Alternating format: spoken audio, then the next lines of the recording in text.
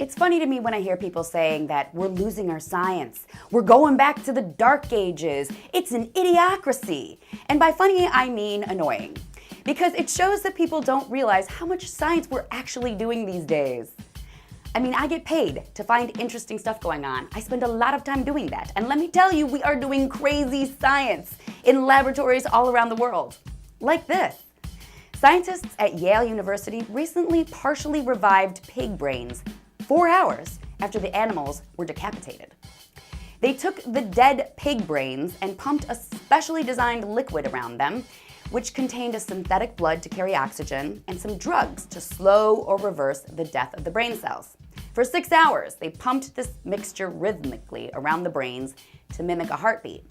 And they were actually able to not only stop the death of the brain cells, but restore connections that had ceased when the pig died. They found working synapses, and the brains also showed normal responses to medications.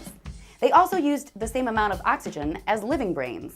And again, this was 10 hours after the pigs had their heads cut off. There weren't any brain signals to indicate the pig was actually conscious again, but the scientists actually gave them drugs to reduce brain activity to make sure that didn't happen. They monitored them closely to make sure higher brain functions didn't start up and were prepared to kill them and end the experiment should that happen. This was their way of being ethical.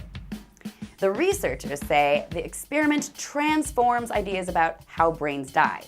We used to think it happens quickly and irreversibly after the brain no longer gets oxygen. This experiment shows that cell death in the brain occurs across a longer time than we thought. It's a gradual process, in other words, and we don't immediately die. It takes a long time, and it could be reversible.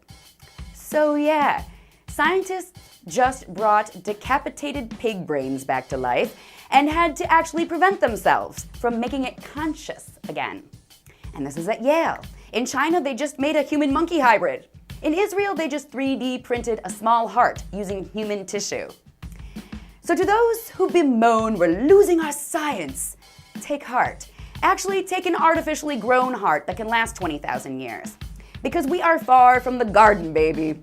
Not only have we bitten that forbidden apple of knowledge, we've bioengineered it to last way longer than we ever will.